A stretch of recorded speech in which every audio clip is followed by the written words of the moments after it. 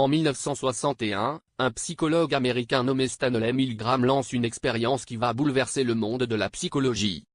Connue aujourd'hui sous le nom de Milgram Experiment, cette étude avait un objectif simple, mais inquiétant: comprendre jusqu'où une personne est capable d'obéir à une autorité. Des volontaires sont recrutés pour participer à ce qu'ils croient être une étude sur la mémoire et l'apprentissage.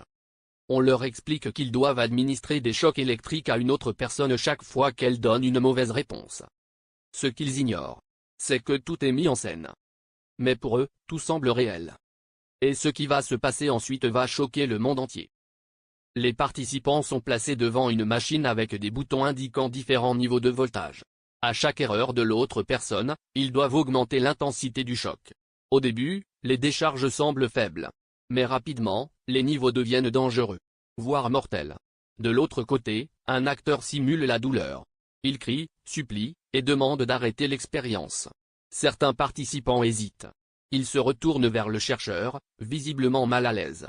Mais à chaque doute, une voix calme leur dit simplement « Continuez ». Et contre toute attente, beaucoup obéissent. Au fur et à mesure que l'expérience progresse, la tension devient insupportable.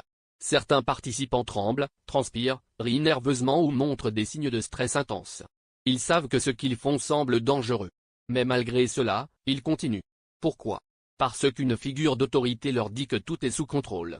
Le conflit intérieur est évident, leur conscience leur dit d'arrêter. Mais l'autorité les pousse à continuer. Et c'est là que l'expérience révèle quelque chose de profondément troublant sur la nature humaine. Les résultats du Milgram Experiment ont surpris le monde entier. Une grande majorité des participants ont continué à administrer des chocs, même lorsqu'ils pensaient infliger une douleur extrême, voire mortelle. Cela signifie que des personnes ordinaires, sans intention violente, peuvent aller très loin simplement parce qu'on leur dit de le faire. L'expérience a soulevé des questions fondamentales sur l'obéissance, la responsabilité et le pouvoir de l'autorité. Aujourd'hui encore, elle est étudiée comme l'un des exemples les plus marquants du comportement humain. Une expérience qui pose une question dérangeante.